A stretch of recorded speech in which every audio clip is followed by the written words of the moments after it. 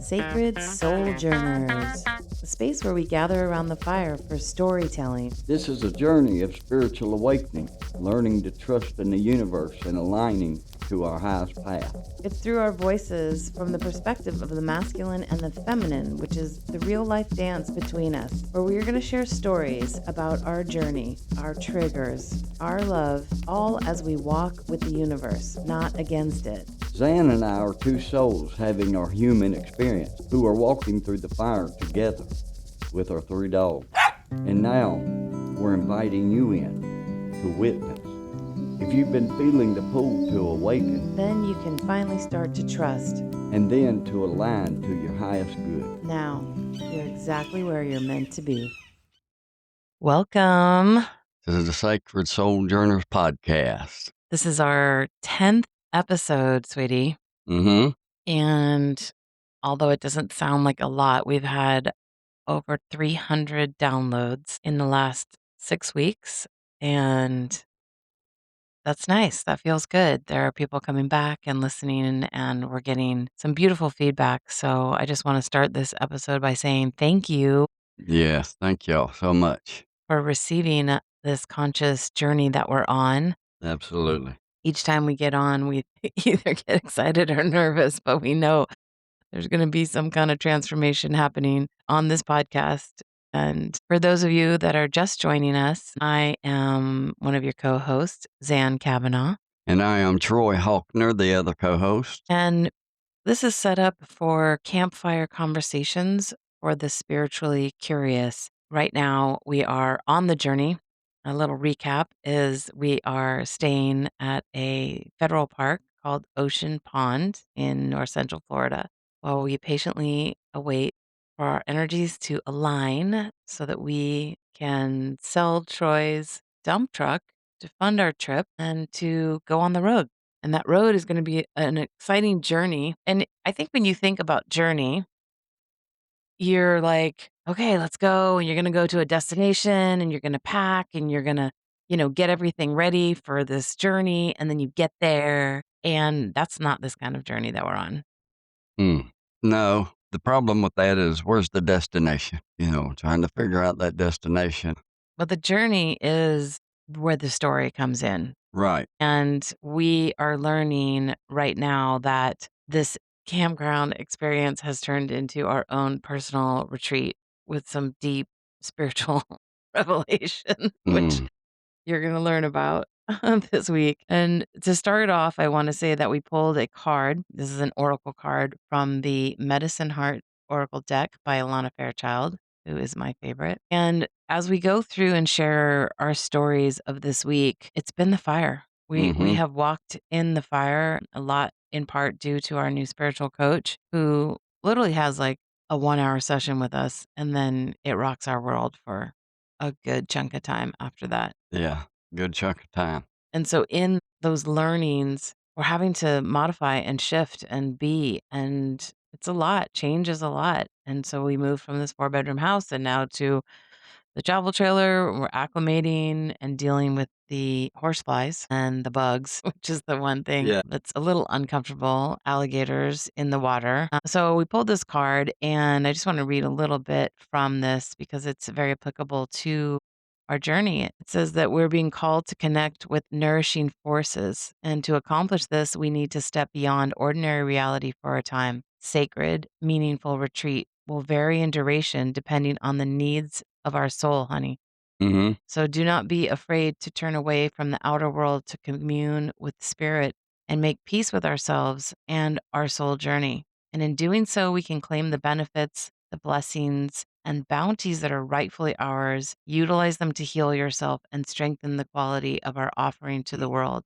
Our path and purpose shall become even more powerfully aligned with our hearts. How do you feel when I say that? Well, becoming more aligned with our hearts is that's the work.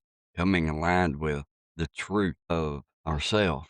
That's one thing that talking about Lori, looking within, looking at the root, as she calls it, of why we don't align with ourselves, and the honesty, having to look at the wounds and not just look at them, but embrace them, embody them. Embody them. Yeah. So that's a lot of what's been coming up. for us this week? Learning that within that truth that we think is the truth, but it's actually doing nothing to serve us. Can you give us an example of what you're talking about? Well, within me, the abandonment issues, and that's where my trust comes in. That's where the issue of trust comes in with me. Not willing to trust someone, only allowing them to get so close, and not fully opening up to allow myself to trust because of never being able to trust that, or from my experience, never having anyone that didn't abandon me. Mhm. I've learned that that's one of the hardest wounds there is that abandonment, and especially when it comes from your parents. It's I've always said this, and it's never resonated as much to me until this week as it has. I've always said, if you ain't got your mama, you ain't got nobody, and that's part of my abandonment. And then when you get in relationships and you're carrying that trauma, those wounds, it just makes sense. You can't trust your mama, you can't trust nobody, and at least this week I have come to see, and I don't know if I can say fully understand, but I have come to see that even though that may have been the case with a dad who walked out on me and a mom who left me in 10th grade, that is not the truth of everybody. No, it's not. And because I have those traumas, that don't warrant me to hold everybody in the same boat. That's near and dear to my heart this week. That's why it's really not fair to hold other people in that boat. Especially when, I mean, here's an awareness. You look at someone else that you're treating that way. Okay. I'm not gonna fully open up. I'm fully not gonna trust because I don't want to, number one, be hurt that way again. It's a safety mechanism that I'm using to keep myself from being hurt that way. But in the same token, it allows me, in seeing that, I'm coming to understand that it's not fair to the person who is showing up.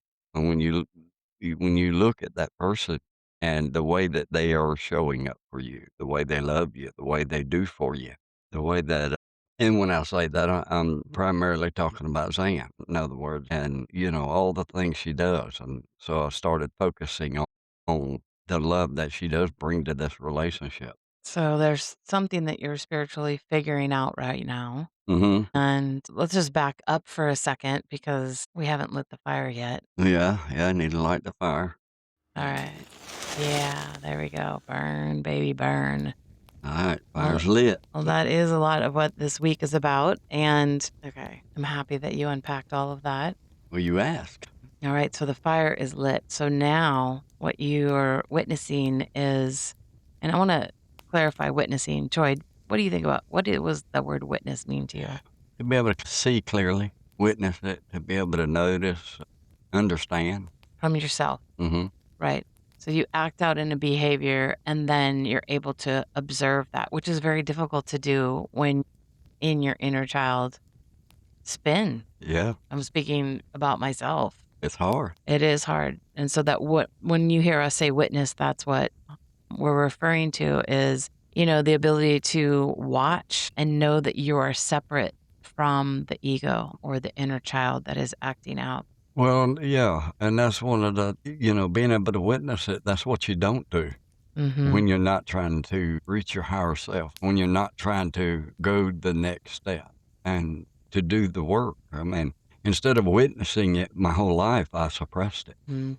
I justified it, Right. justified my actions in doing what I did, not Right. opening up, not allowing myself to open up, making the other person wrong, which is all ego. Ego. Right, which, that is we're all younger, right? We're older right now, so we're have the ability to see what's going on.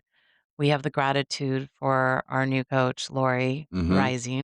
She has this, like, one-hour session with you, and, whew, she, like, just sees your shit, She right? sees it. She And she sees it. talks you through it, and whatever she's doing is unpacking your identity, Right. and the identity that we have known our whole lives, and so this week, there are some nature moments that we'll share. The first one was before you had the session, we were riding bikes in so it's a little track, and so we ride our bikes every day, and sometimes we take Gypsy Jane, and sometimes we walk. and we see another hawk.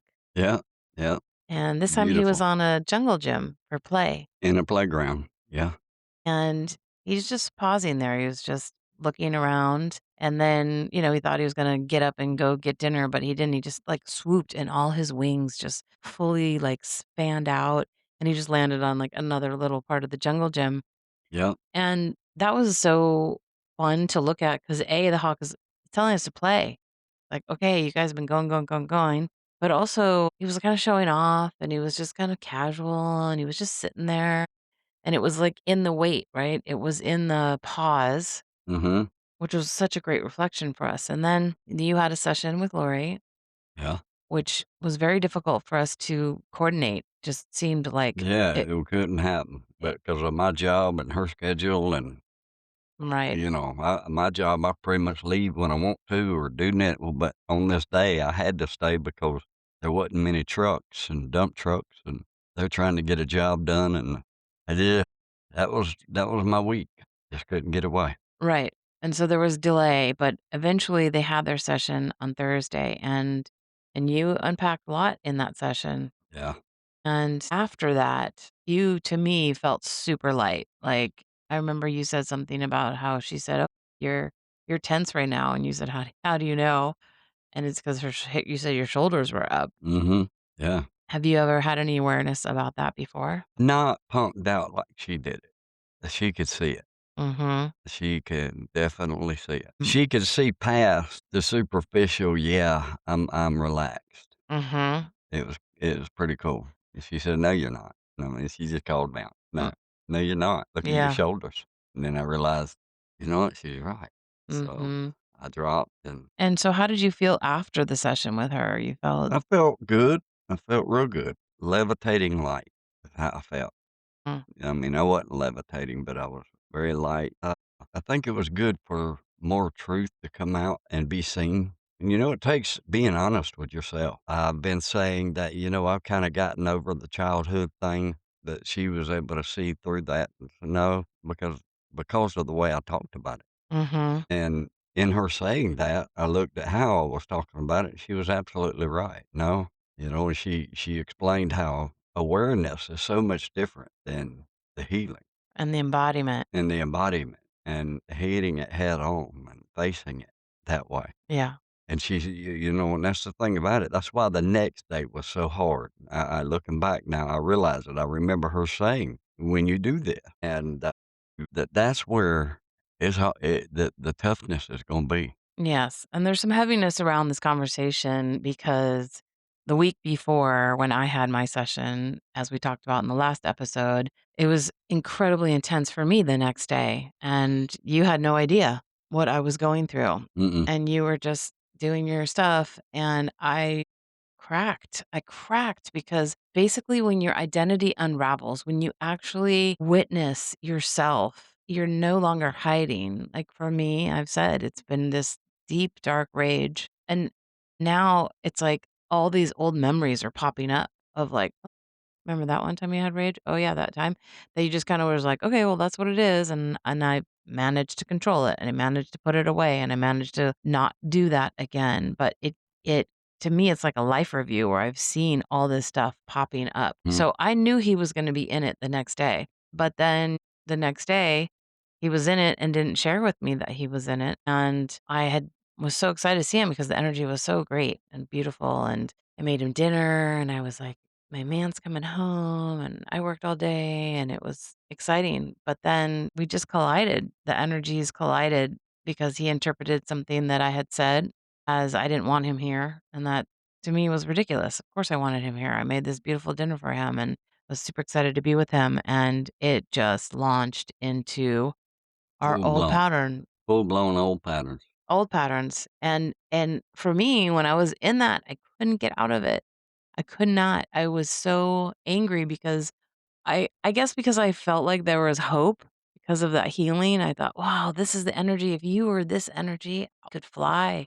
And then it bit me in the ass like the next day and I just wasn't prepared for it. And I guess that just points that I'm living in the future. I'm living in the possibility and not in that present moment. because I just go under impact of like, "Oh, okay, now what do I do?" Well, that's not the situation at all. You're not seeing what I was sharing because, of those old patterns. Mhm. And And you remember Owl came to me.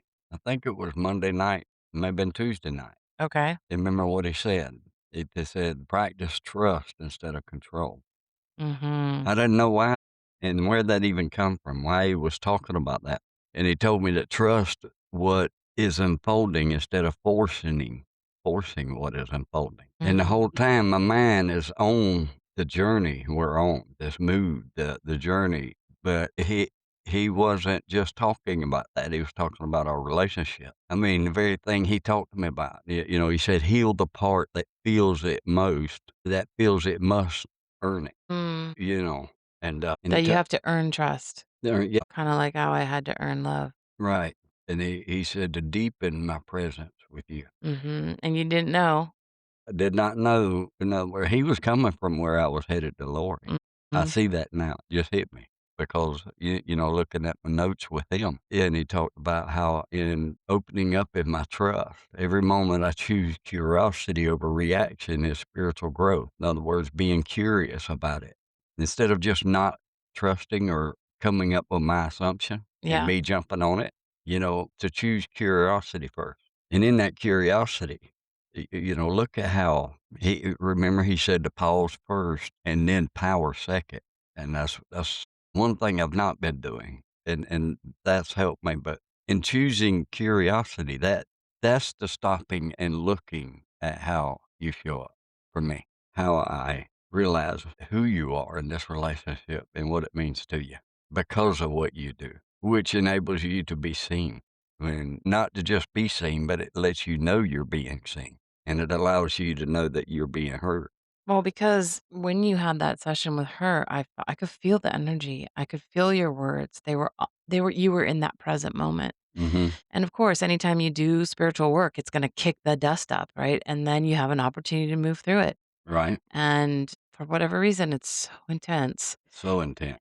And, he was having his reaction, but mine was equally as intense. And I didn't mean to be, but it just was all over me. And it's interesting because as you were talking about trust, it so correlates to the animal that visited you the next morning. Mhm. So the next morning, after this very intense evening where I was just in it, and I tried to get back and try to connect and did all the tapping and everything too, and I just it was already in it. So, the goal is to stop it before you get in it, right? But why don't you tell them what happened to you the next morning? Well, the next morning I was walking out. We're staying at Ocean Pond, and I was walking out. I went down the bank, and the lake's probably 2, 3 foot low, so there's a steep little bank where the water used to be. And as I walked down that steep bank, it gets to it's not muddy, but it's wet ground. It's good sand bottom lake, so it was hard packed sand, and I was able to walk on it. And as I was walking out, I had an intuition and it stopped me in my tracks. I didn't really have the full scope of what it was about. But as I stopped and I kind of just looked around, I looked down and one more step away was a water moccasin, about 2.5, 3 foot long. And this is now, mind you, this is right at daybreak. I mean, it's hard to see. It's just turning daylight, but not good enough to be able to. I mean, the water moccasin looked more like a stick than it did a snake. And you almost stepped on it. And I was going for my next step when the intuition hit me, so I stopped. And as I did, then I looked down. In other words, the next step would have been right on him. And I looked down and I seen him and I realized what it was. Lord have mercy. Good glory. Let me go. I ran, got my phone so I could take a picture of it. And, and by that time, he had started crawling off, but I got a good enough picture of him to be able to show Zan. It was not a scary. I didn't get scared. I mean, I guess you could say it boogered me for a split second. But, Right, but if you had stepped on a water moccasin and he bit you, what would happen? well, it would be 911 time. And And we're out in the middle of sticks. yeah, we're out in the middle of nowhere. It would have been getting ambulance time. It would have been the reoccurring rattlesnake bite is what it would have been. Right. And so I just find this fascinating because this is a correlation between trust and that's coming up and you pausing Mhm. and listening and it saved your life. Mhm. Yeah. It literally is like showing you what you're going through right now. Yeah. The snake often symbolizes the shedding of skin, which in return, it gives the interpretation or it correlates with old identities, shedding old identities of who we are, shedding Mhm. the old patterns of how we've lived our life from our traumas. And it comes with a warning to pay attention, not necessarily a threat, because he really wasn't a threat. He didn't strike. He wasn't trying to be aggressive or nothing like that, but a message to become more conscious of something in my life is what I walked away with. The snake had the ability to bite, but it didn't. And spiritually, this can represent a situation or a lesson or force that is asking to respect rather than to fear. Mm. You know, I feel like a snake sometimes. snake, yeah. Except for I bite. And what was neat was because I was allowed to back away, it can symbolize that life is giving me a choice to grow without being forced through a Mm. painful lesson. Mm. That's beautiful. In other words, that could have been a very painful lesson, but I didn't have to go through the painful lesson to get the teaching out of it. I mean, and it's funny, so if you listen to this whole series, then you heard, a while back we were paddleboarding on the river and a garden snake came out and bit Troy in his ankle. Mhm. And it hurt him, but I think it scared you more because we didn't know if it was a water moccasin or not. And you were like waiting for your leg to swell up.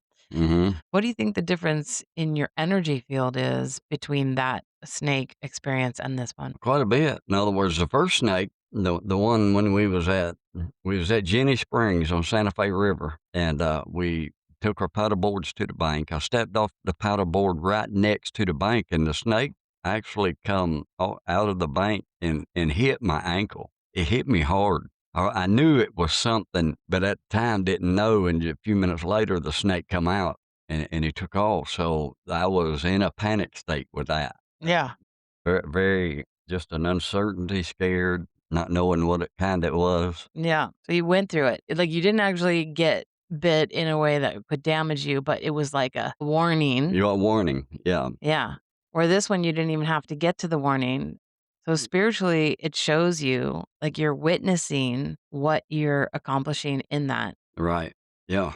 which I just love the metaphor of that. And we just thank the medicine so much because at the time we didn't really realize it. Now in reflection, we do realize it. But then, so that morning, I had spent more time trying to calm down from the night before because my ego just was so, I'm just tired. I'm just tired of like him not seeing me. And it's not because he doesn't want to, it's because of his pattern. Mhm. And I show up as my loving self. I show up to support and I'm still not seen. And that gets very frustrating, A, as a person, but also because I wasn't seen growing up. Mhm. I have a deep wound around not being seen. And I honestly believe that's one of the reasons we're together. I really do. I think because of divine appointment has allowed us to align and come together. Our connection has always been it's a no doubt connection. In other words, the connection's real, and we knew it as soon as it happened. It Yeah. came from nowhere, and just the connection we had, and the way it unfolded, it was purely divine appointment. And I think that's part of it. Is you having your wounds is the same trauma that I'm dealing with in healing. Mm. Which in me having going through what I go through to heal my traumas, it makes you look at your old wounds. What's that called? What are we Witnessing, witnessing, mirroring? marrying. Yeah, Yeah. and, Yeah. And it's very painful because I don't know where my anger comes from. I can't put my finger on it. It's very frustrating because I also like to know.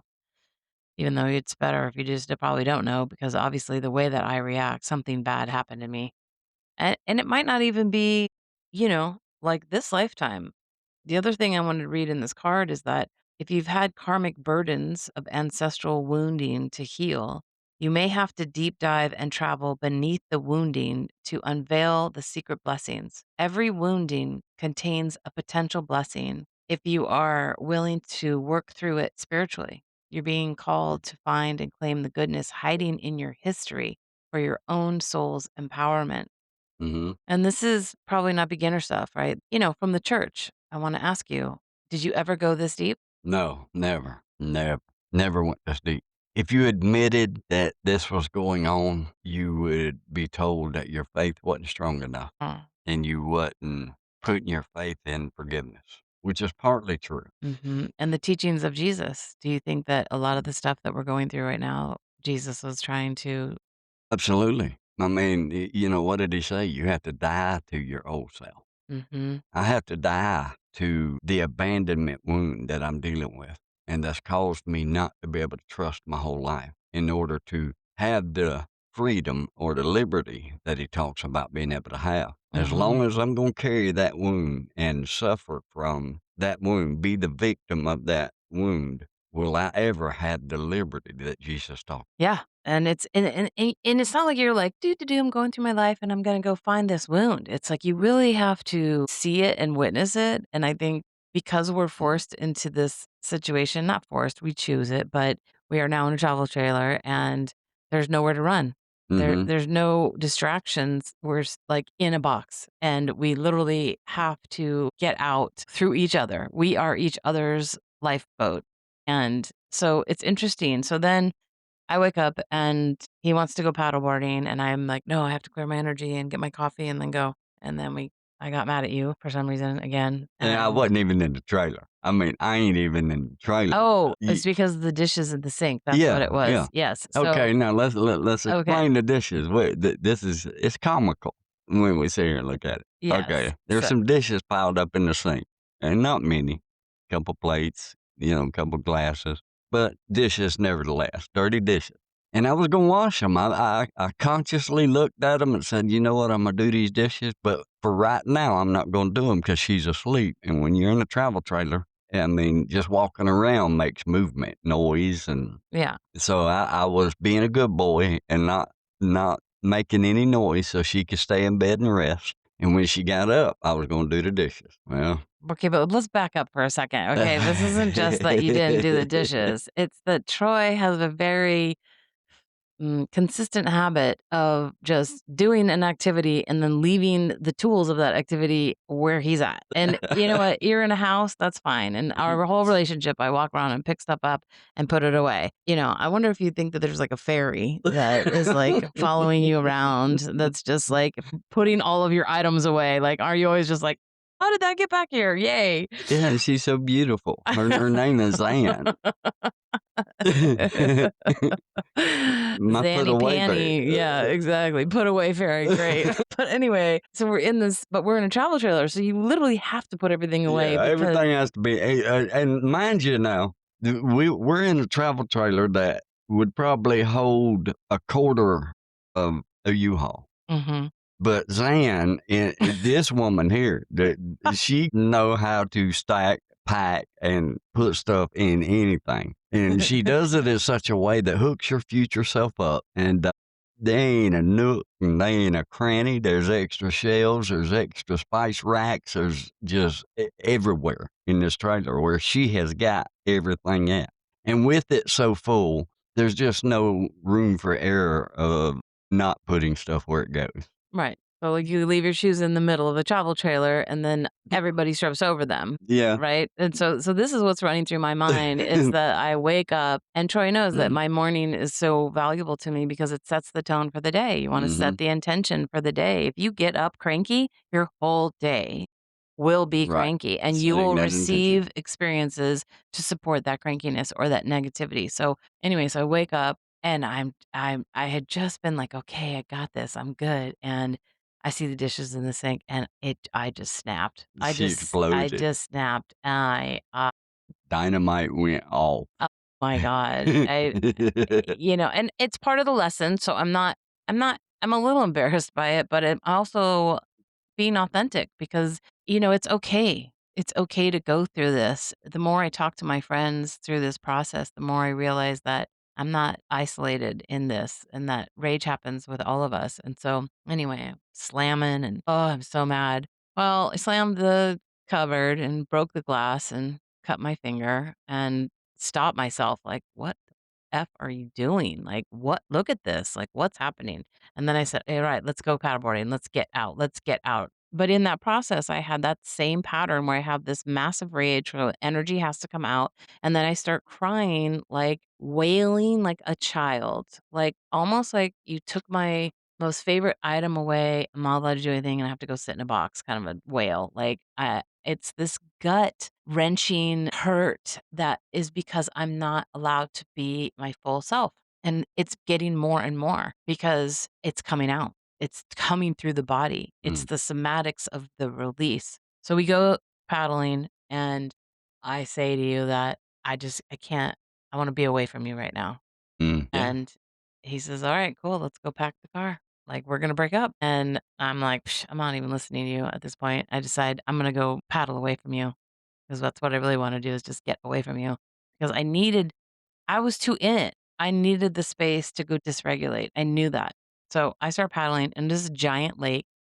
2 Um, miles, 2 miles across. 2 miles across, and I'm just like I take the littlest dog, and I'm, like, paddling with Kia and just paddling, paddling, paddling, and as I'm paddling, you know, using the energy, so I'm exerting the force, and I'm just like, "What is wrong with you? Like, what is wrong with you? Why are you doing this? Tell me." And I'm, like, yelling at the clouds because now there's distance between you and me and anybody 'cause there's nobody on the lake 'cause it's, like, hot, and I'm just like, "You can't do this. Like, this is not the behavior of the person that you're portraying yourself to be." And so I'm just really in it and I'm starting to see the control. It's really about control. Like that is the deeper thing that's underneath it. And Mhm. so here I'm like trying to find the incident because if I find the incident, which is also another aspect of blame, if I find the incident, then I can blame the person that made me feel this way and then I'll be free. But really, no, that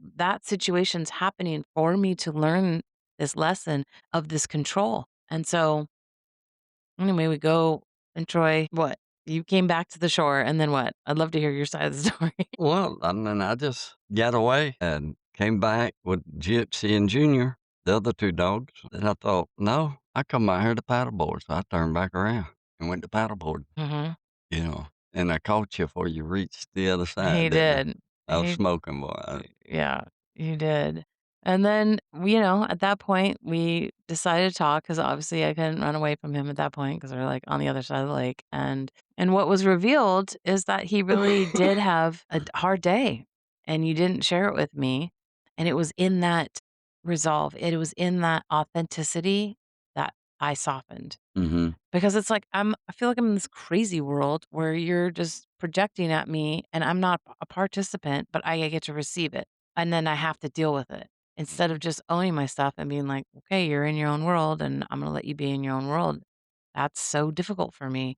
And that's the pattern. Right. It's the control. The pattern is the control. And then we came back and I said, well, let's just hang out tonight and have fun and do some psilocybin because that can help you open up your mind, and I don't think you really did any of that. I did, though, Mhm. and because I wanted to see the pattern, I wanted to understand what it is, and sometimes psilocybin can help you do that because your brain is so locked. It's so locked, and it needed to open up and explore what was happening, and so, for me, in that, oh my god, I caught myself up 8 or more times micromanaging the littlest things, and it's out of control. That's what it is. It's out of control. This whole experience is out of control for me. Right. I don't know where we're going. I don't know how we're gonna get there. I don't know the resources that's gonna get us there. And all I had to do was control to get all of this stuff in here so I feel safe. Right. And so, yes, I have beautiful art and I have beautiful colors, and this is a Zen den, and yet I'm still not safe. So here I have protected my world through thinking that the beauty is it, but it's all in the internal. Mhm. Like, what a realization. And so last night I would go to say something to you and I'm like, stop, stop. And I would pull myself back because I realized how much I was doing it.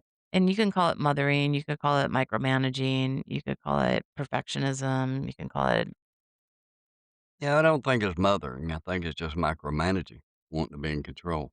yeah. But I saw how it had taken over, and that was me in the witness. And so through that experience, we ended up dancing around the fire and really getting back to us because in those tense moments, there is no path forward Mhm. until you can break the spell. And thankfully, the good news is that we did. We hugged and we connected, and it was like to me, it felt like the light was on. Right. I felt like I was back home, and I just hate it. I hate it that our inner children are so wounded that, we have to witness it in a way that feels so painful. Yeah, I hate that too. What was it like watching me go through that last week? Well, I was excited for you because you're a man and you're doing the work. I didn't really know what was discussed too much in the session except for what you shared, but I knew the next day coming out of it, it was you were in the loop. And you even said to me, you're like, I'm not in a loop. And I'm like, okay, he's not listening. Mm, And so it's frustrating for me because I felt like, oh my God, here we are again. However, the fact that we reconnected so quickly and moved through it so quickly that we were able to reconnect gave me hope that it's getting fewer and far between, but it was all week. It was yeah, all over you. When I say that, it's that Troy has a fear I'm gonna leave him. That is the abandonment wound, that no matter and here I am, my pattern is that I'm gonna overcompensate. I'm gonna do everything for you, and then you'll see how much I love you. You'll see all the things I do for you, and then you'll finally stop, but you'll never stop until you see it within yourself. right.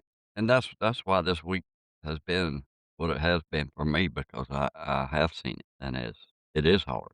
I see it. Sometimes the awareness is more painful than staying asleep and not looking at it. And so what pattern are you becoming most aware of right now? The pattern of not seeing you, and I'm not seeing you because I'm not looking. I'm not seeing you because I don't want to see it. Why don't you wanna see it? Well, because I wanna keep myself safe. Mm, That's the thinking of the inner child, right. but the way I gotta break through that is to look at and see how you're showing up, and a woman who's doing that is not a woman that's walking out a door, No. and, it's different. It's different than what I've been used to. It's kinda like walking out on the edge of a limb. When you're up there close to the tree, you're safe. Yeah. But when you walk out to the edge of the limb, it starts bowing and bending and going down, and you're not as safe out there. And yet the nature around us, Mm, the isolation that we're here, and I will say this, that we have a solution to stay here as long as we need so that we can fulfill what we need to do, but it is its own retreat here. mhm, We are being reflected back, and that's so cool because, we don't have the distractions of, ri all those bills and all the things in a house and you know, everything is the present moment, and it's really cool, I believe, because it's the precursor to our entire trip. yeah, If we had, like, left and then went on the trip and then tried to figure out this trailer, all the dogs, how they run, and starting our spiritual practice with our coach while we were on the road, it could be catastrophic. And mm, so in this time where we are frustrated that we're not moving forward yet, there's a beautiful pause that's allowing it to settle so that we can witness and see and gather our strength and our intuition and our forces so that we can launch in full confidence. right, yeah, I agree. I kinda see it as the universe having our back, knowing what we needed, Yeah. and, it's been good. And so I have one question for Okay. you. What is the one thing that survived the fire that you're proud of? One thing that survived the fire that I'm proud of is though it's, breaking the mold of who I've been, and though it's not easy, it's hard. It's hard to change that. But even though I'm going through that and trying to reroute, those neural nets and breaking the energy, that was one of the things Lori's teaching me is break the energy of it by doing this, by giving me and she gave me the tools to be able to do that. And breaking the energy, I'm so thankful that I do have those tools. I'm thankful for the awareness, and in the awareness, being able to look at who I've been my whole life to who I'm trying to become now. That I can't go back to where I was. No, There's no returning to that. no. And once you get to where I am with that, with there is no return, with there being no return, the only way is to go through it now. Yeah, that's And I'm so thankful that opportunity is here for me mm, and that I've not allowed the fear and the abandonment wound to have its place to the point to where I'm not moving forward. mhm, And then I know it's all a process. I know that it's not so it is, I say it like this. This isn't an event. It's a process. Meaning you don't fix it overnight. It's not okay. I'm aware of it now, and now that I'm aware of it, it's fixed. No, I'm aware of it now. Now it's time to go to work, and the start of the work being the process that the change starts coming about. and so if you're a listener and you're listening to us going, "Psh, screw that. Sounds like a lot of work. I'm old or I don't need to do this." What would you say to people that would encourage them to do the work? Maybe that's to pick up a book. Maybe that's to listen to some videos. I would recommend that. Pick up some reading. I've been fortunate enough to come into Zan, she's got quite an extensive library, so I've got a lot of books from her that I've been able to pick up. Abraham Hicks, Ask it and is given. Asking It Is Given. That's one that's been helpful to me. Haven't given him Becoming Supernatural by Joe Dispenza just yet. I'm waiting till he moves through this a little bit more because this is big work. And just encourage people to pick up and read. And then through reading, that's what gave me the insight of a better life. Mhm, Reading behind Ram Dass and Michael Singer, he's been another one to get behind and to understand that life doesn't have to be lived in anxiety. mhm, You- And to understand that I can have that life, and are you? working towards that. Yeah. Mhm, so it would be worth it, like, in hindsight, like, you coulda stayed where you were. hmm But no, I mean, who wants to be living the life from the way that I've been living is being in prison. Mhm. It really is. There's no freedom in No, it. completely agree with that, like, the awareness of the anger that I have, deep buried is painful, Mhm. and I've had to hide myself from people because it has come out, and so, and I'm sure anyone listening has had that, or you have embarrassing moments where you just spill out into the world, and we can control it, but the more we control it, the more we suppress it, it's gonna blurt out, and it's gonna come out at a time that's probably gonna try to grab your attention, and so Mhm. I'm very excited to move through this to the root and to understand what is it like to not have that anger? What is it like to just be like, "Okay, you're in your stuff." Well, that's where I'm headed. What is it like to have the fear come in and it not control you and not act in a way that is not becoming to the relationship? Mhm. That's my goal. You see some people who get in intense situations, but yet they never raise their voice. They stay calm through the whole Right. thing. And, I live life halfway going through a stroke. Good Lord. Well, and also, like, what has your anger been protecting all these years? And that's just it. We think that it's protecting us, but it's really not. The anger, the fear, the trauma loop that you do over and over again, thinking you're protecting Mhm. yourself. It's not protecting. It's endangering. But Well, and it's becoming very loud right now. I don't know if it's just because we're going through this process or just because we're isolated or if, I was talking to, my friend Michelle today and she was just saying that, wow, the energy is so loud in the world and everybody's kind of, at that stress point. yeah, the fire horse year that we're in, Oh, fire horse, a fire the horse. moon phases that we've been having, they're so powerful. Yeah. Just it's all And every wounding contains a potential blessing if you're willing to work through it. And right. so it's funny because actually Michelle just told me that she was told a term called AFGO is another fucking growth opportunity. Yeah, yeah. That's what made me so upset with Michael Singer, if you remember. Oh, I do. "Oh, these are opportunities for you."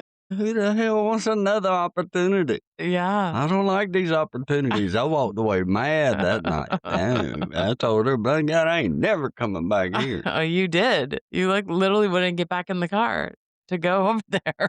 It's just the opportunities are hard, but they are opportunities to become our higher selves and to not work from the trauma, to change those neural nets, to change the pattern, and not get back in the old loop. Not that I've mastered it by no means, but Well, the card that we chose that we started talking about, the chalk card, it was talking about a lot of spiritual groups around the world and the process they go through. And it speaks about a 28-day cycle to give your process the time it needs to complete a full cycle. So if we are doing 28 days, we're in the first week. So we have 21 days left, babe. And so what do you think is being purified in you right now?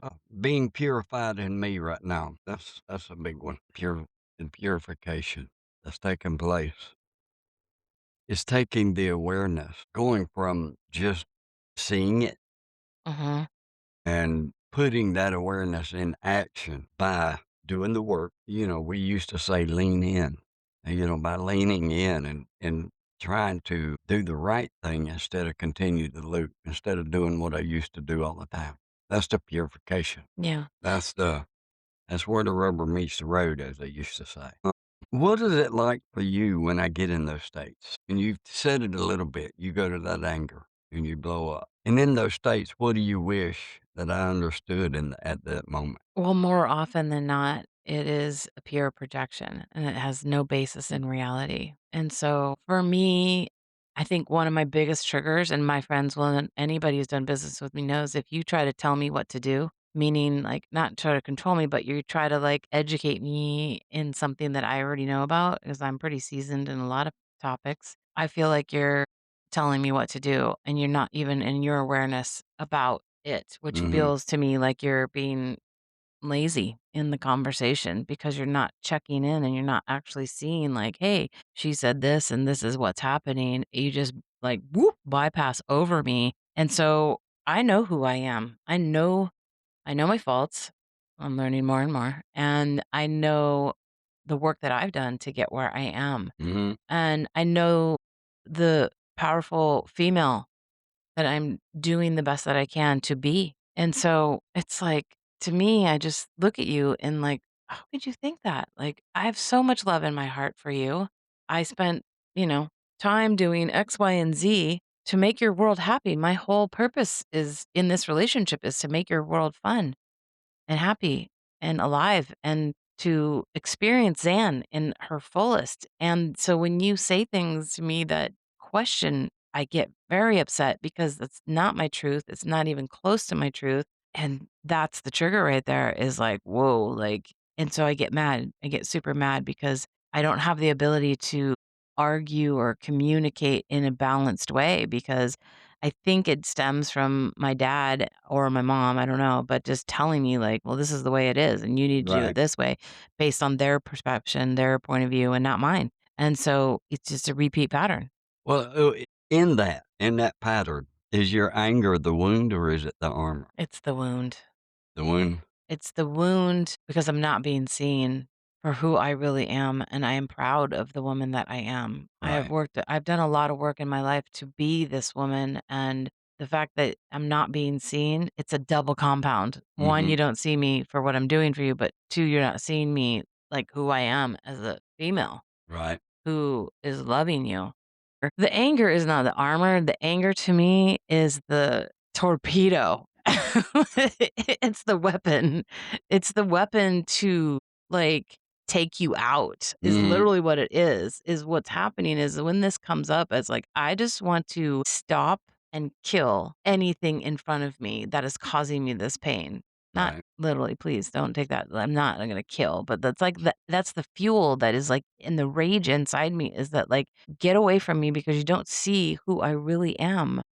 And And I'm wasting energy being in circles, like, talking about it, and because it's happened so much, it's like it just is like I'm stuck in this madness loop of how do I move through this when it's really my stuff. It's my stuff to be able to say, "This is your world that you're projecting onto me, has nothing to do with me." right. 'Cause I know that I'm in integrity. I know that I am showing up to love you. I know that I'm showing up to cook you an 8-course meal in a tiny travel trailer. And that, by the way, is a lot of work. You gotta move everything around because you barely have any counter space. It is like triple the work than cooking a regular dinner. And so when you do all that and then you're questioned for it, it's like, boy, Yeah, and your anger has been protecting what all these years? it's because I just had to protect myself. And I feel that the anger it's a way to keep the dark away. Right. It's like how I'll raise my voice if because I need to be heard, 'cause Mhm. I'm not being heard, I'm not being seen, and that's the real work that will come up this week. I am excited about it, I'm also really nervous about it, and I think we should have, like, a sign on the door that says, like, "In healing process, be gentle." And, maybe it should say, "In healing process, never mind the dog, beware of Zan." Yeah, exactly, or duck and cover. Yeah. Bulletproof vest required. Come back next week. Okay, so what's it gonna be like if, you still project at me and I don't react to you? What would that be like? It's gonna be interesting. Well, the fact that we're seeing it now, hopefully I'll be able to recognize it and realize I don't, number one, need to project. And number two, if you don't respond, that it's just your higher self. If you don't react, it's just your higher self responding in a way that is helping you reach your higher good. Yeah, That's how is it gonna be? I don't know. Time will tell. well, Uh, I have high expectations of myself. We'll see. yeah, and I do too. High expectations of myself. Mm, The abandonment wound leading to no trust, yeah. not willing to trust, not putting my heart on out there, and Not willing to put your heart out there, and yet you're stuck with me, basically. yeah, So stuck. so what is that? You, like, forced a situation so you could not run away. Yeah, and that's is divine intervention. That with the call that's on my life, that's the person I'm going to need to become, Mhm. and I'm never gonna do it without being in it, Mm. and we're in it. I mean, it's here. Yeah. I mean, it's kinda fun being a sojourner because even in it, I'll say, "That's not how a sojourner would act." Yeah, I mean, I hear that often. But it is how a sojourner would act Well, because 'cause we're learning. in the process, it is. That's Yeah. right. But as long as the process continues to move forward, seeing the growth is been rewarding, and that's what I'd say to somebody who's going through this or who hadn't taken the time to really, they've not come into the maybe they have come into the awareness, but they've not went from the awareness to looking at it head on, going to the root of it and looking at it and trying to understand it. Yeah, this is a big, big topic. But with that said, it's in that understanding and coming to understand how to respond in different ways, how to act in different ways that the higher self does come about. And the less that you are in that prison and the more that you get to feel the freedom. And, that's the neat thing about it. I have started to experience that. I've started to experience it. Not looking at life from the victim standpoint. And one of the things I've seen through this is abandonment that I went through that has drove me to be the person that I am. All the accomplishments that I've done. Yeah, it's not come from the right way, but it did come about and it is good. No, in other words, I did it from the way of, okay, if I do this, if I accomplish this, I'll be accepted. Mm, I graduate college with my 3.74, walked across the stage thinking, okay, now I can be accepted, yeah, thinking I had to earn acceptance from people yeah, that feels so they wouldn't abandon me. yeah. Uh, so it has given me the drive and the tenacity to kind of become a better person in a lot of ways. Well, But that it's, well, that's what we do is we say, "Okay," like, for me, it was like I got fired from a lot of jobs mhm, because of my tone, because of that tone. that Yeah, that tone, tone. and, And and she's got a tone. can be condescending, Well, I can and tell you right now, that tone on my job, you'd be fired. yeah, and so, I would always make up a reason like, "Okay, well, oh, well, I'll move on." That didn't mean to happen or I need to find a better job, but it was really like I just made excuses, and that's what we wanna bring home, Right. is that we've all made excuses for our behaviors, just thinking like, "Oh, well, that's just who I am, that's just how I am." But that's the invitation Mhm. for you to look deeper. Yep, that's the invitation. That was my invitation whenever I was sitting with Lori, and she told me, she said, "You know, if anybody should feel abandoned, you do, and you've got every right to, but that doesn't give me the right to be a victim and Mm, project my hurts onto you. mm, And I'm kind of expecting you to do that, mm, and that doesn't give me that right to do that." And it's just something in life, taking people at face value and trusting has been something very, very hard for me. but how Uh, beautiful it will be when you can. yeah, I'm starting to more and more. Mhm. Well, I wanna describe the scene right now. You'll see a picture on Instagram of us. Troy did this awesome job of hooking our microphones up as we're in the travel trailer, but we can't run the air conditioning because you would hear it. And so we are in the literal fire right now with Hmm. our little fans. And Yeah, so I think that we should offer something up to the fire and wrap it up before we melt. before we melt. What would you like to add to the fire? What would I like to add to the fire?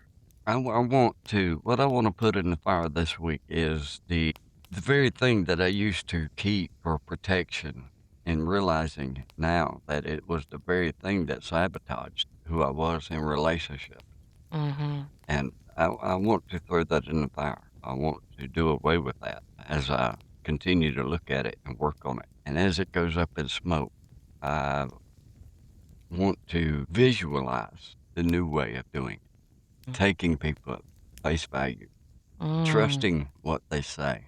Doesn't mean ultimately at the end of the day, if someone doesn't do what they say, that's not on me. That's on No. them. And realizing that. Well, it's kinda like the Constitution, right? Like, you're innocent until proven guilty. Hmm. Yeah, that's right. I mean, that's the difference between you and I. I think I do the opposite. I trust until you prove that you're untrustworthy, Right. and then if you cross that line, then you're dead to me. Hmm. Very dramatic. Yeah, I come into it with the "you're dead to me" attitude until Mhm, you prove yourself, and mm. really, there's not enough proof. I've not been allowing that to take place. I would love to hear from our audience what they feel about trust. If it comes easy, if it comes hard. We do have a Facebook page. You just look up Sacred Souljourners, on Facebook, you'll see it, on Instagram. Would love to hear from you. Mhm. Would love to. Would love to correspond back and forth, and to respond to questions or ideas y'all may have. Yeah, what would you like to know? What's something that maybe you're going through that we could bring to the table and that we could share? All of these are deeper discussions, and that's what it is. It's just a place for us to share and to all work together as a community Yeah. to move through this. This is definitely deeper work, and if you are not aware of what we're talking about, it's can be scary, but there's just baby steps, and that's what Baby steps. we're offering to you is just to look within, look at yourself. Right. Okay. What would you, sweetie, like to bring to the fire and bring about? You mean like what I want to torch Yeah. with my missile launcher? Mhm. Yeah, I want to really close the gap of the younger version of me that feels the need to respond in that aggressive way. Like whatever happened to me when I was young or in another life, that is not my present moment. And I would in the fire, I would like to really dissipate the energy behind that and recognize, continue to, do the tapping that we're doing, which is about loving ourselves and putting those positive thoughts of love into our body because that's just unacceptable to me. Right. I'm just it's just I am appalled that this is coming out of me, but it needs to come out, and I just need to stop it before, I hurt myself and you. Right. Right. But I wanna put that in the fire, babe. I really wanna go this entire week without having anything like that come Yeah, up, let's do that. even if you don't trust me, even if you say things that hurt me, I'm going to pause. I'm going to really make an effort to do that. Yeah, I'm that's me too. Imma join you in that. And I want to encourage men. Men have a harder time looking within and dealing with these emotions. Just because 'cause we're men don't mean that these emotions ain't there, Right. and, these feelings aren't real. And that's what we're about, these campfire conversations we're having while we're living it.